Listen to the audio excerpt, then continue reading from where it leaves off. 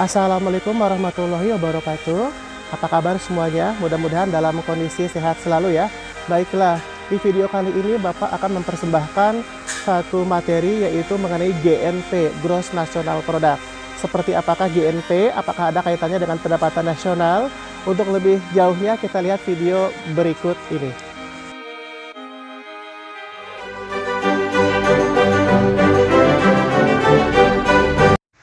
Assalamualaikum warahmatullahi wabarakatuh. Baiklah, pada pertemuan yang kelima ini, mata kuliah pengantar ekonomi menyajikan satu tema yaitu mengenai GNP, Gross National Product. Baiklah, kalau begitu kita coba ke slide berikutnya untuk definisi dari GNP. Baiklah, kita mulai ke definisi atau pengertian dari GNP. Nah, GNP itu sendiri adalah nilai barang dan jasa akhir yang dihasilkan oleh satu negara selama periode tertentu. Nah, yang dimaksud dengan satu periode tertentu ini artinya bisa diartikan sebagai 1 tahun ya.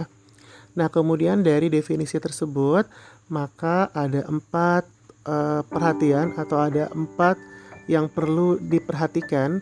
Yang pertama adalah perlakuan terhadap produk yang dihasilkan oleh pemerintah. Nah, biasanya produk tersebut itu kan tidak dipasarkan. Oleh karena itu penilaiannya didasarkan hanya pada nilai atau harga input yang dipergunakan untuk menghasilkannya. Ada contoh, misalnya seorang petugas perbaikan mobil di satu kantor pemerintah memperoleh hasil Rp1.000 per jam dan membutuhkan waktu misalnya 1,5 jam untuk memperbaiki mobil. Maka jasa yang dihasilkan oleh pemerintah tersebut sebesar Rp1.500. Nah, kemudian kita beralih ke poin yang kedua, yaitu bahwa produk yang dihasilkan oleh periode tersebut, nah ini tidak dipasarkan, melainkan disimpan dalam persediaan atau inventory. Nah, namun tetap dihitung dalam GNP periode tersebut. Jadi dalam hal ini persediaan dianggap seolah-olah barang tersebut dibeli oleh perusahaan yang menghasilkannya. Nah, kemudian yang harus diperhatikan pada poin yang ketiga adalah bahwa barang-barang tersebut seperti misalnya mesin-mesin, nah ini kadang-kala tidak dijual untuk konsumsi akhir ya, tetapi dibeli oleh produsen lain untuk menghasilkan produk lain. Kalau dikaitkan dengan definisi barang akhir, maka otomatis mesin tersebut tidak termasuk ya. Akan tetapi, investasi diartikan sebagai barang akhir yang dibeli oleh produsen untuk menghasilkan barang yang lainnya. Kemudian hal yang harus diperhatikan yang keempat atau yang terakhir adalah bahwa produk yang dimasukkan ke dalam GNP tahun tertentu adalah produk yang dihasilkan pada tahun tersebut. Ini jelas ya, bahwa produk yang dihasilkan pada periode sebelumnya ini tidak termasuk. Baiklah, itu mengenai definisi dari GNP atau Gross National Product. Berikutnya kita kembali ke slide berikutnya. Nah, berikutnya kita ke slide mengenai pendekatan-pendekatan dalam perhitungan GNP. Yang pertama adalah pendekatan pengeluaran ya. Nah, di mana GNP ini kan dapat dihitung dengan cara menjumlahkan pengeluaran untuk membeli barang-barang akhir oleh konsumen, produsen, dan juga pemerintah ya. Sehingga secara matematis bisa kita tuliskan dengan GNP sama dengan C plus I plus G plus X min M. C ini artinya adalah konsumen, I-nya adalah investasi, G-nya adalah pengeluaran pemerintah, kemudian X min M artinya adalah ekspor dikurangi dengan impor ya. Nah, satu konsep produk domestik kotor atau GDP ya, yang lainnya yang perlu mendapat perhatian yaitu produk domestik kotor atau gross domestic product. Nah, apa bedanya dengan GNP? Ya, nah bedanya adalah kalau pada GDP dia lebih menitik beratkan pada wilayah. Artinya semua barang dan jasa akhir yang dihasilkan di dalam wilayah Indonesia, nah baik oleh penduduk Indonesia maupun penduduk asing termasuk di dalam GDP Indonesia. Sedangkan barang dan jasa yang dihasilkan oleh penduduk Indonesia di luar negeri itu tidak termasuk dalam GDP, melainkan masuk ke dalam GNP. Jadi jelas bahwa GNP ini meliputi semua barang dan jasa yang dihasilkan oleh penduduk ya, penduduk Indonesia maksudnya dimanapun berada, baik di Indonesia sendiri maupun di luar negeri. Jadi lebih mementingkan keluarga negaraannya bukan wilayahnya.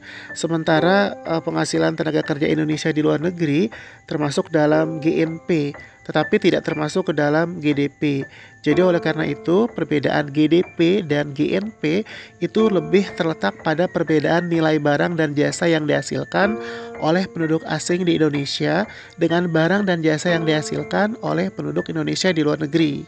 Ya, nah apabila keduanya sama-sama ya maka GDP sama dengan GNP ya. Kalau keduanya sama, jadi seperti itu ya.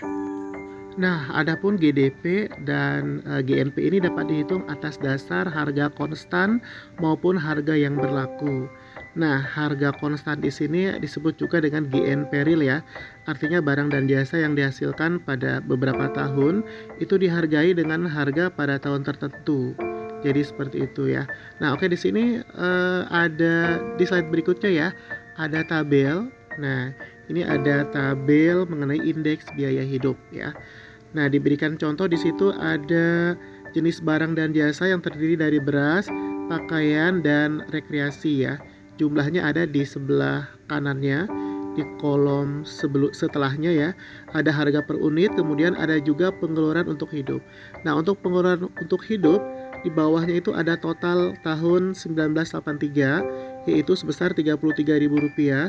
Kemudian total pada tahun 1990 ini adalah Rp51.500.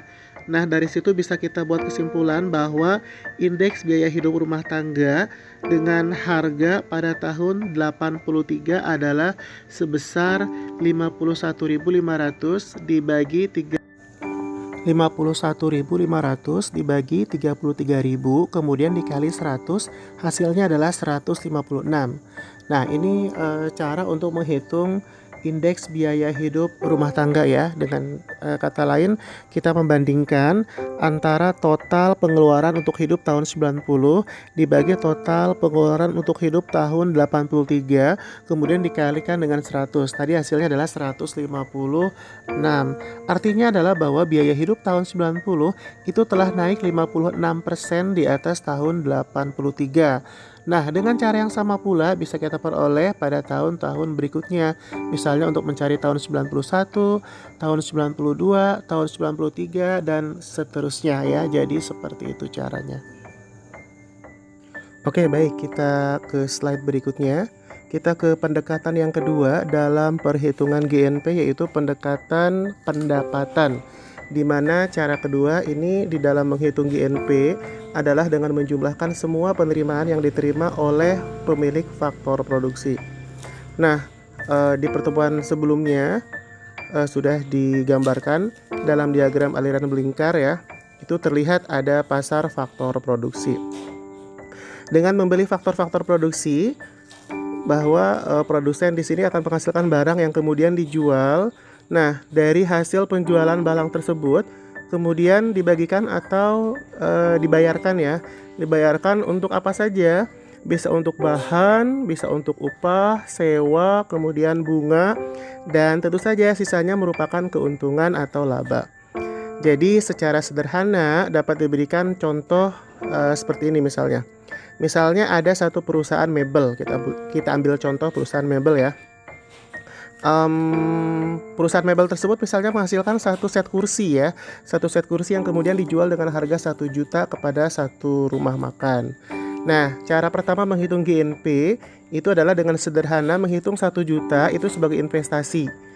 Artinya pengeluaran oleh rumah makan untuk membeli satu set kursi tersebut. Kemudian cara keduanya yaitu dengan menanyakan penerimaan 1 juta oleh perusahaan mebel tersebut didistribusikannya kemana ya.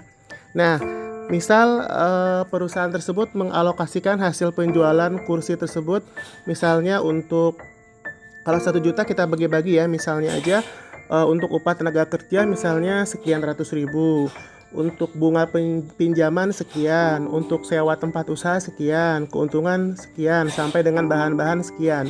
Yang penting totalnya di situ 1 juta rupiah.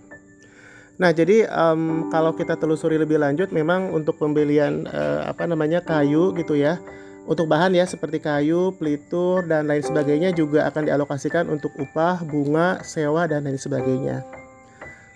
Nah, jadi kenyataannya di dalam setiap produsen itu selalu terdapat persamaan akuntansi, yaitu persamaan pendapatan penjualan. Jadi pendapatan penjualan sama dengan upah ditambah bunga, ditambah sewa, ditambah keuntungan, dan ditambah bahan yang dibeli dari produsen lain, begitu ya. Oke, jadi seperti itu untuk bagian. Oke, baiklah, kita sekarang ke pendekatan yang ketiga ya. Pendekatan yang ketiga adalah pendekatan produksi atau nilai tambah. Nah, cara ketiga di dalam menghitung GNP adalah dengan menjumlahkan nilai tambah atau value add dari setiap kegiatan produksi. Nah, yang dimaksud dengan nilai tambah kegiatan produksi ini adalah pendapatan penjualan dikurangi dengan pembayaran. Jadi pembayaran ini bisa berupa nilai barang ya, antara barang yang dibeli dari perusahaan lainnya.